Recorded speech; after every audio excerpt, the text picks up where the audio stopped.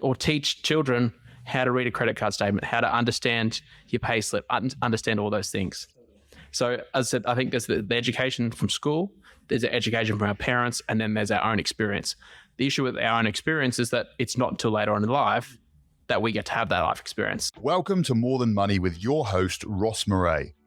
This episode of More Than Money is brought to you by More Time Financial, a financial planning company who are on a mission to help young Australians make smarter decisions with money by providing real-life financial advice, coaching, and financial education. This is Sarah Nathan. Welcome to another episode of the More Than Money podcast. Thank you. Good to be here again, and as recently promoted to co-host. That's correct. Thank you. Well done again. Congratulations. Thank you so much. How's the week been? Very good. Very good. It's been busy. Got a big weekend coming up with Eternal MMA on the Gold Coast. A bit of preparation there, but other than that, yeah, pretty cruising. Glad to hear it. Thank you. What we're talking about today is the importance of financial education. So what I wanted to cover off on was a few things of what we see as the current state of financial education in Australia, what your experience has been, what my experience has been at school, family, church for you, what do you actually get taught about. The importance we'll touch on, which I think is me from a biased perspective, that it is so important, and I think that's a non-negotiable.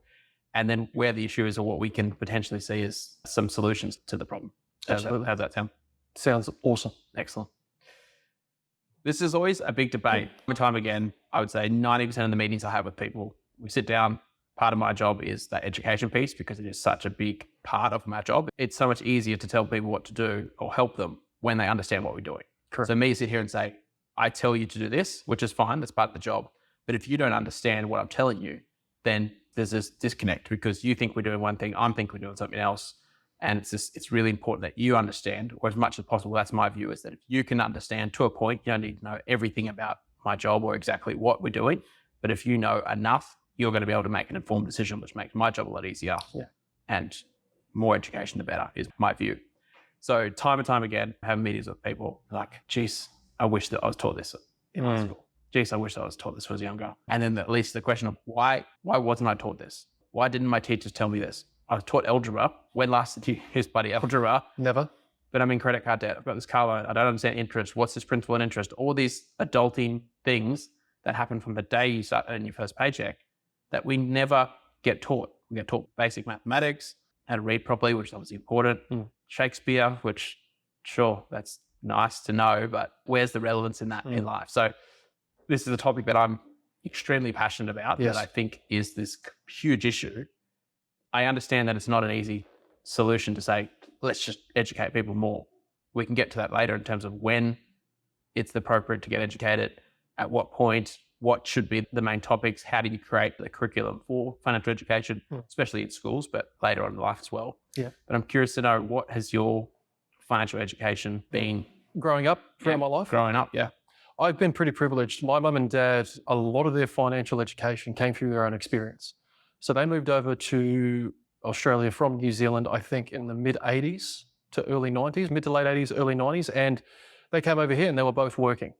And if it's one thing that I can say from what they've taught me is they've taught me how to get money.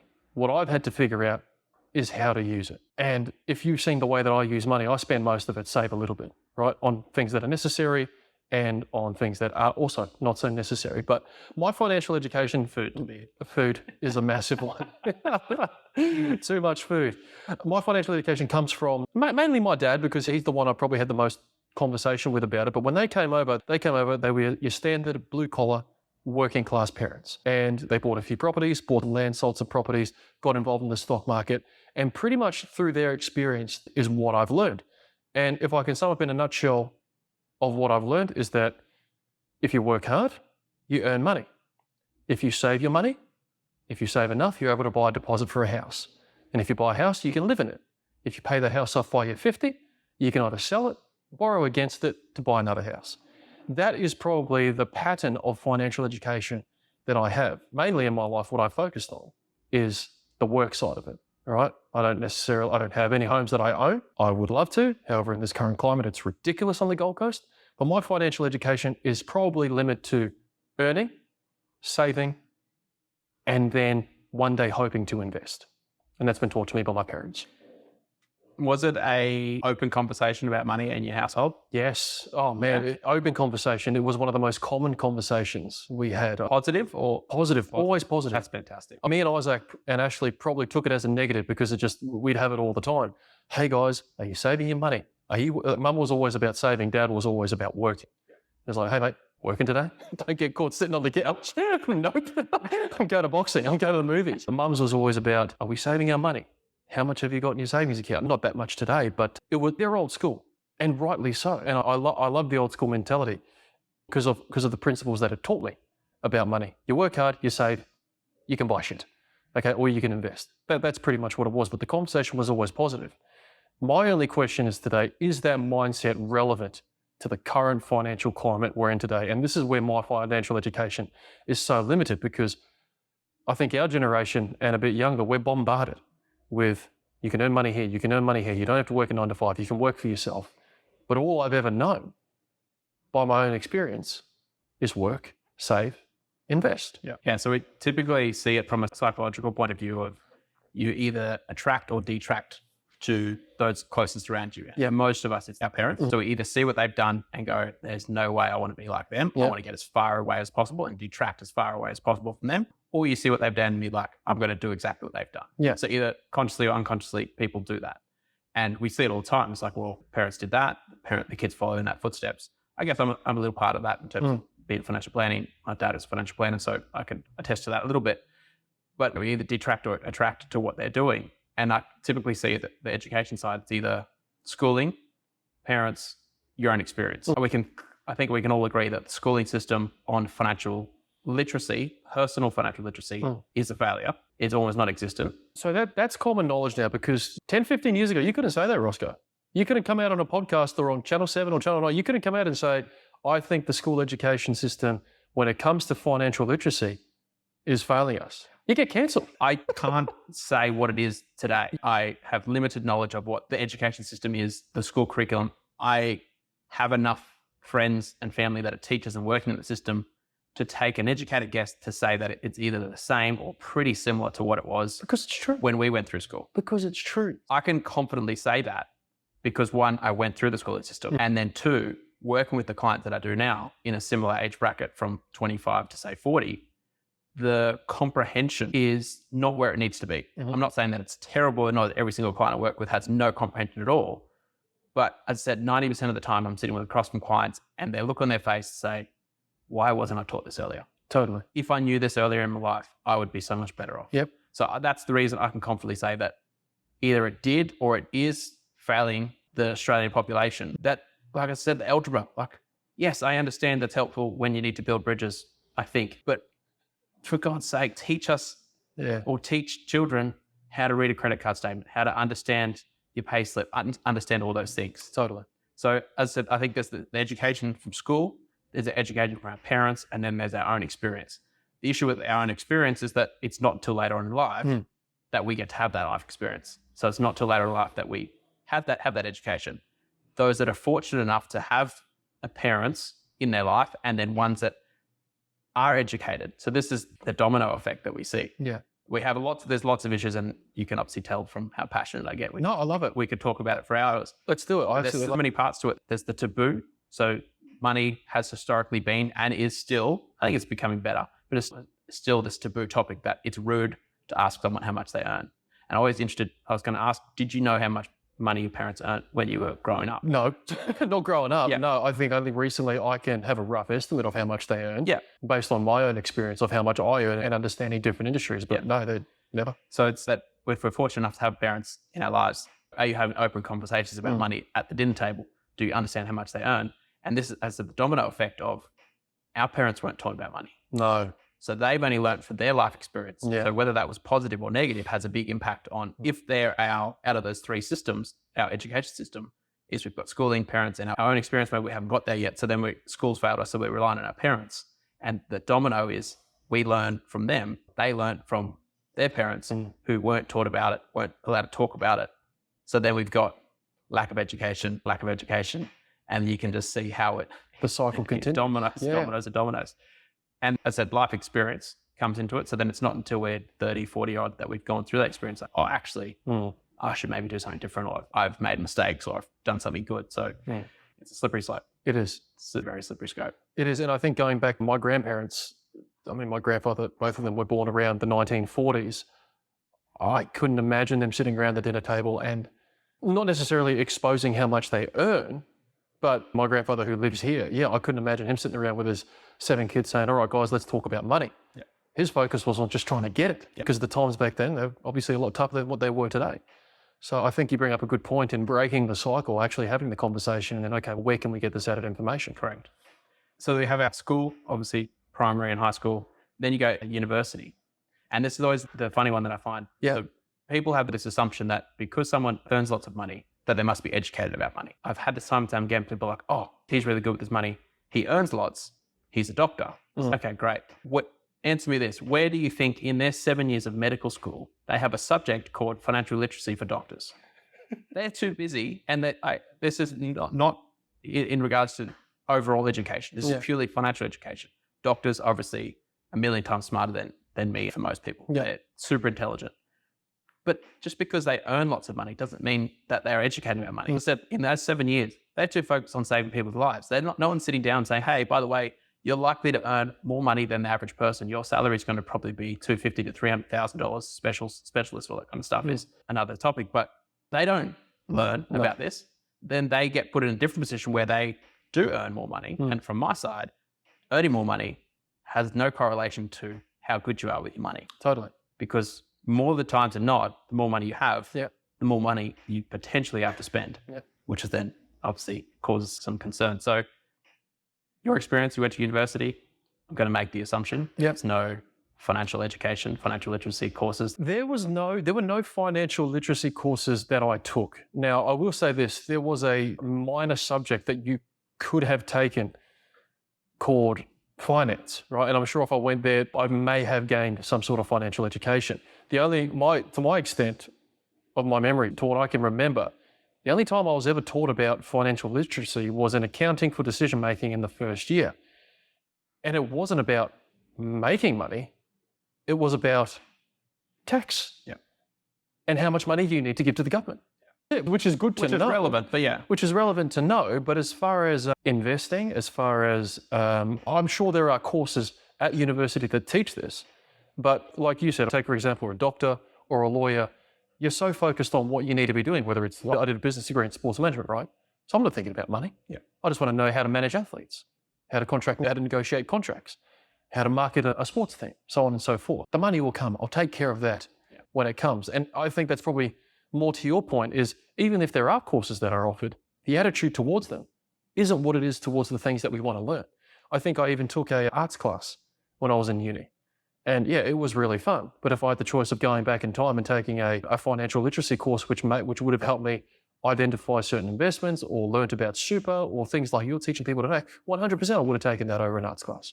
I think from my own experience is that there are courses, but our attitude towards them, unless you're looking at going down the path that you went down, you're not even going to touch them. So from my side, I'd say high school, through, again, thinking parent side, they forced me into doing, I would label as the more of the boring subjects. So doing a few of those accounting subjects and things at school. But again, when you could choose which courses you did at school, the amount of people in those types of courses were next to none because it was the boring topics, the boring subjects that no one really wanted to do. So I did have a little bit of a hybrid that I was lucky enough to have parents. So again, my dad is a financial planner for 30 odd years, which I've then obviously followed in a similar career path to him. We started the business together a couple of years ago. So I was fortunate enough to have him in my life to educate me about money, but still we overlay that with that taboo issue that even though that he works as a financial planner and we did talk about money, there was still that little bit of taboo of I'm the parent, it's my responsibility to look after money. You don't necessarily need to know about it. So I do think that I was fortunate to get that level of education, which I think was probably better than most. And then high school, somewhat, because I did somewhat of those boring finance subjects, accounting subjects, but again, more focused on the business side, not necessarily on the personal finance side.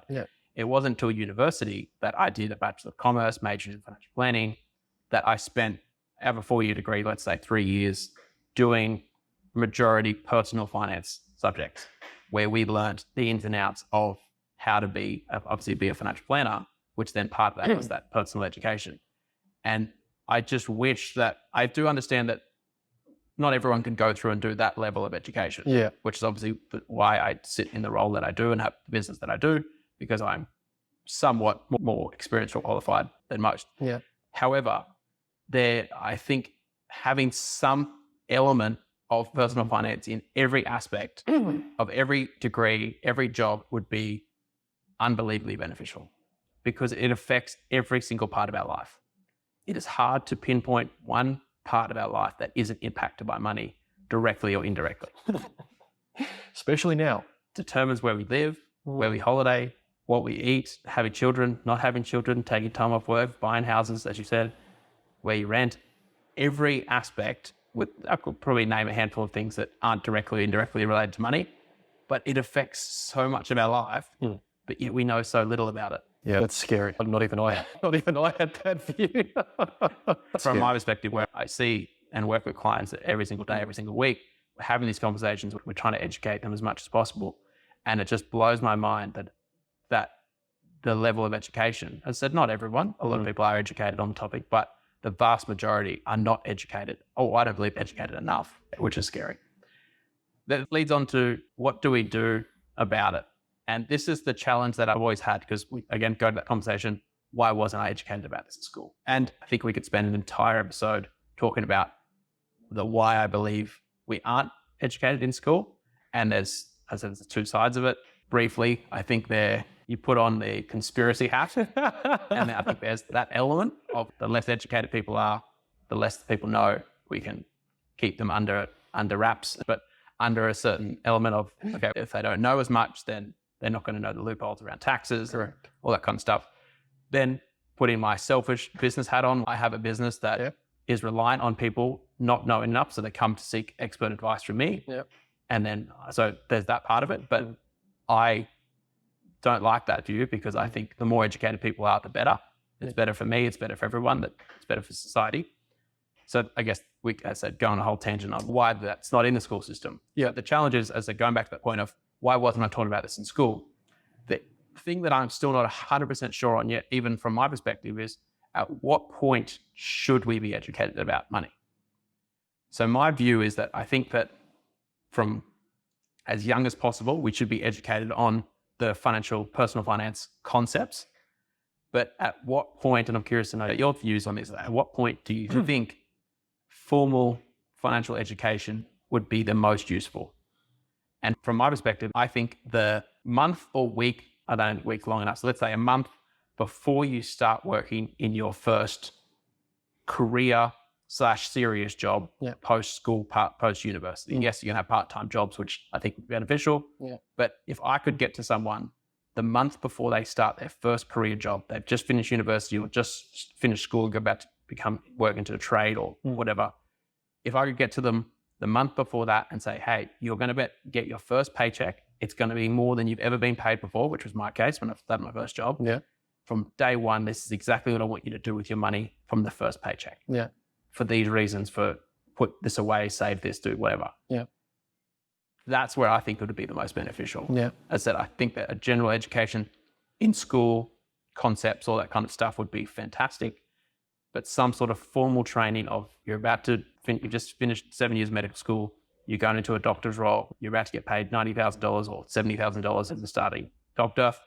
This is what you should do with your first, or this is what you could do with your first paycheck. Yeah. I don't know what your thoughts are on that. No, I totally agree with that notion. And I think that for me personally, the jobs that I've had, whether it's as a security guard or working as a table games, even in commentary, director of sales and marketing at SeaWorld Cruises, I've never seen any one of those jobs as this is what I'm going to do to make the majority of my money.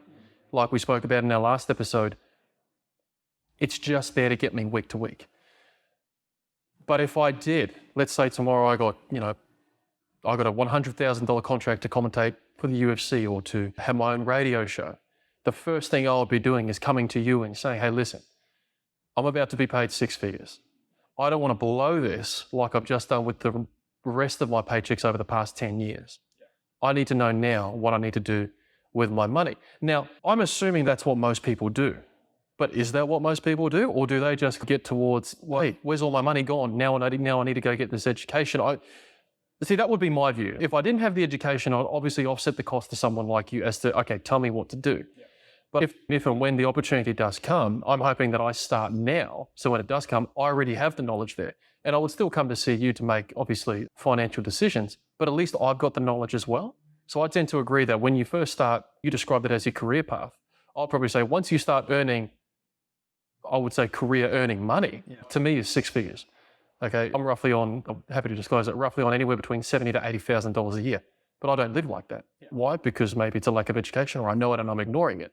But I would definitely say that if tomorrow came and said, "Babe, here's 6 figures for the next 10 years, you've got to figure this out," the first thing I'd be doing is coming to you and saying, "Let's get a plan together." I think you raise a good point, which I feel like a lot of people fall into the trap of, that, I don't earn enough to say or invest or do something else than live week to week, which I can completely understand that living week to week is challenging and a lot of people do it. But far too often I see that view of, especially people come to me like, I don't earn enough to go and see a financial planner. Yeah. Which I agree, there is the costs and stuff, which unfortunately are a lot higher than I believe it should be to seek professional advice. But there is this thing of, I don't earn enough, so what's the point? Yeah. I'm just getting by. How can I do anything different? And we spoke about obviously compounding and what that looks like in previous episodes around superannuation and growing your wealth. So I think the sooner the better. Yeah. And that goes back to that point of, at what point do you become educated? So I think as young as possible, education is never going to be a bad thing. But everyone's like, I should be educated about this at school. I said, yes, but unfortunately it's not relevant at school because you're not earning money. Not earning any money. So to say, okay, this is what you should do with your money, or this is what you could do, that's great. I understand in theory that makes sense, but it's not until you get your first paycheck that you have that freedom to make those decisions. So that's why I think, as I said, I understand this is not a quick fix. This is how you fix the education system in Australia. It does. Yes. There's so many other layers to it, and there's so many different parties involved in that as well. But yeah, I think whether it's, I know when we went through school, we had that last week, which I thought was interesting. That last week of school, I think it was in grade 12 or maybe or something, more so like life skills, I think they called it. Oh yeah, I remember that. Yeah. 1 week or 2 weeks of like, you're about to leave, here's life skills. In 1 week? Yeah.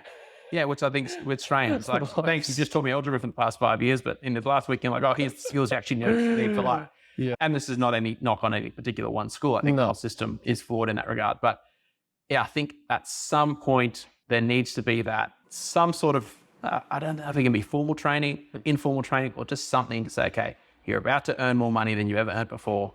This is what you could do. This is what you should do before you get that money. Totally. Far too often it's, you leave school, you leave university, like, thanks for coming, you just paid us this amount of money. You're about to start working your first job, first paycheck, you're an adult now, go nuts. Yeah. Bank calls you a couple of weeks later, hey, thanks for banking with us for the last couple of years in Dolomites or wherever. Would you like a credit card? You've just got your first job. You've just earned more money than you're ever going to earn. How about a credit card? My friend said I need to get a car. I'll get a car. How are you going to pay for it? I'll get a car loan. Totally. Fantastic. Okay, great. And it's just, you can see how it accumulates. So, and the snowball effect goes on and on. Because then, I was earning $60,000 in my first job, which is 10 times or 20 times more than I was earning at my casual job through university. But 60 grand, it's like, now I'm just getting by because my lifestyle costs have gone up. And you get your next job, 70K, you get a pay rise. Okay, but the lifestyle costs have gone up because I've moved out of home. I'm now spending $200 a week in groceries instead of 100. Yeah. So I still don't have enough money to save. Why would I go and do anything different? 80K, kids come on, mortgage comes in, all those other things happen. You would be surprised how quickly it compounds. We can just see how it's like my wage increased, fantastic, but my living expenses, we call it the lifestyle creep. Yeah. Because your lifestyle creep goes up as well because, I was previously, I could only afford. And that's the thing I always talk about is, okay, people are like, groceries are so expensive. Yeah. I agree. Right now. Horrendous. However, you're like, how did you get by when you're at university? I know it's a super simplistic way to think about it. Kids and all that kind of stuff aren't as applicable. It's like, you got by somehow at university when you were earning like 30K a year working a casual job. And now you're earning 100, but financially nothing's changed because your lifestyle costs have magically increased to match exactly what you're earning. And therefore I've got no money left over. Roscoe, we want to live above the latte line. Come on. Above the latte line. Come on. I like it's all for public perception. I don't have the money for a coffee, but I want a coffee. I want it. No, you bring up a good point. And I think what kind of shocked me to the core there was those same habits that we have in our early 20s. If we don't get educated, you'll have them in your early 30s. And if you don't get educated then, you'll have them in your 40s, and so on and so forth. And that's probably one of the things that I've been so privileged to see you regularly, is because I see where I've gone wrong. Anytime I buy Hungry Jack's or buy Korean fried chicken, I know I'm doing the wrong thing. And it's not necessarily the wrong thing, but I know, based off the education that I've got from yourself and other learning, I know. And it might not seem like it's a mistake right now, because I want what I want and I want it now. But with a bit of education and a bit of sacrifice, I think what you said, and changing, like you said, we're not going to fix this overnight. Yeah. But maybe fix one thing. And then in a month's time, fix another thing. And then say in a year's time, you may have changed 4 or 5 major habits that now contribute to what you classify as financial success. Yeah. So that's what I'm excited about, because I think in your 20s you can afford to make mistakes and going through uni and things like that. But once shit gets real and once life starts, whether you get married or you have a child or you buy your first house, those big checklist events that we're all bound to, especially going to private school and the expectation, you can't afford to be making young adult mistakes as an adult. Yeah. And I think I've learned that the hard way. Thus, no houses or assets. Lots of life experience. Lots of life experience. So I think wrapping that up for today's episode, I'm sure we can circle back to this. It's something that I'm extremely passionate about. Yep, I love it. Hence the work I do, hence the podcast. Yeah, I believe more education, the better. Yeah. The more educated people can get, the better. There's obviously bias to say, listen to this podcast. I know there's tons of other information, podcasts, YouTube, resources out there that I wish more and more people would get educated on. Yeah. The more you can be educated, the better. I understand time is limited for most people, so I'm not expecting you to become a financial planner and know absolutely everything, but knowing enough. And I think the key thing is it's never too early to start. Totally. Even $10, $20, $30 a week, a month, whatever it can be, can make a huge difference. So understanding that and realizing I don't believe, and this is something I explain to clients, there's not one thing as a mistake. Oh, good. It's only if you make it twice. That's right. So if you make it once, it's not a mistake. You're just uneducated. Yep. If you're fully educated and you make the same mistake, then that's on you. That's on you. But if you're not educated, it's not your fault. It's your responsibility to become educated, because as we've just spoken about today, the schools aren't doing the job. Your parents, maybe to their credit, they're trying their best. But if they weren't educated, their limited knowledge is going to be that limited knowledge. So then we've got life experience, which unfortunately only comes through life experience, which I believe is too late at some point. So the more education you can have, the more education you can get now, the better. I totally agree. And thank you for the education that I've received today. And I'm sure, our viewers will appreciate the same. So thank you very much. Thank you, Sarah. See you next week. Wonderful.